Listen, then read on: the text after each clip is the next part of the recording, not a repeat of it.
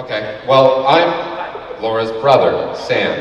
I am the only Sweary on this side of the table, and that's okay. They told me I was going to speak about a month ago, and then they told me about a week ago that I wasn't going to speak. And then about 2 days ago, they told me I was going to speak. So today, I'm speaking.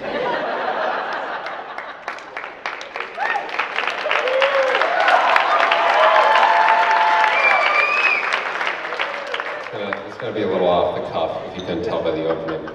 But basically, what did I just say? I completely forgot. Yeah, I'm speaking. I want to start this off by saying that I am a theater kid. That's what I go to school for. I'm bringing this up because it has a lot to do with the speech, and also, please stop trying to have small talk with me. I'm not good at it. It's very, very rough for me. I can't speak to other people, especially on this side of the room. It's just, I'm sorry. I try. I really try. It's just really hard for me.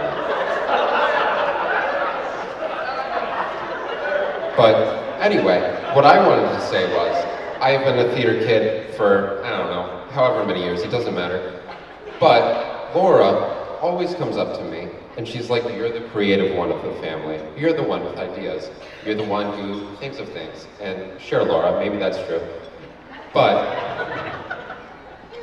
I have a theory that you were the theater kid first. I don't know why people audit that. It's not a good title.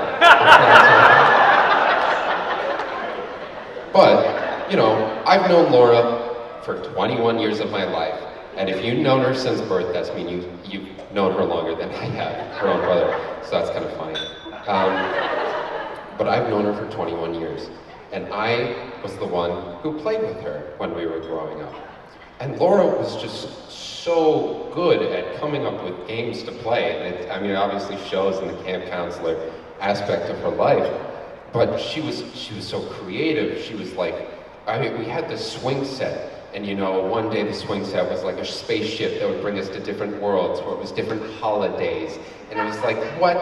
And sure, every once in a while I would try to pitch in, and I would be like, yeah, and then they do this, and she would say no. So she wasn't very good at the yes and part. But, you know, I went along for the ride, and Laura is incredibly creative. She is much more creative than she gives herself credit for. She's brilliant.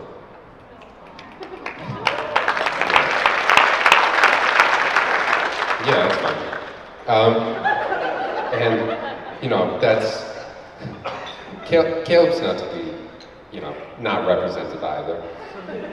Caleb, I have a very fond and unusual memory of Caleb, and they were together for about 4 to 6 months. I want to say it was Christmas, or my birthday, or Thanksgiving, because Caleb would send out, he would either send out a mass text message thanking us all, or telling us how much he loved us on that day, but one time I got an individual Caleb message, I think on my birthday, and he was wishing me well, and he ended it with, I love you.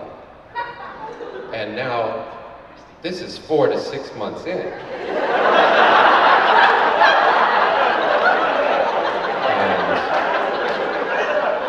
And, 2/3 of my girlfriends did not get to that point.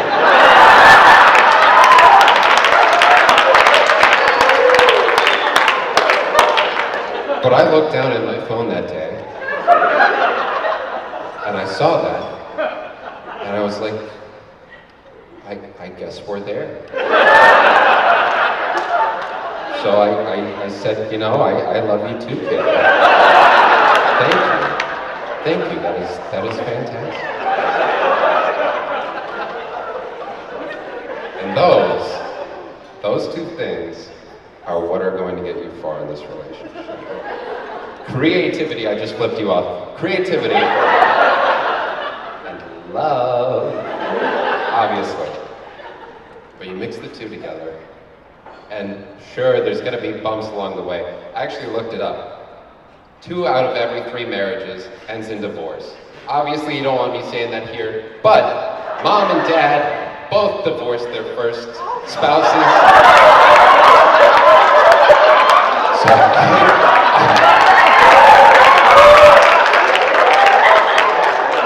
So we're fine.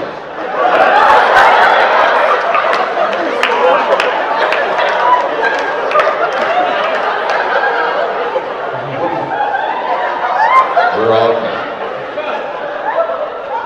That's the gist of it. Obviously, there should be more. Laura, thank you for turning me into a metrosexual. For the children and the Catholics in the audience, a metrosexual is a straight man that has a sense of fashion and a skincare routine.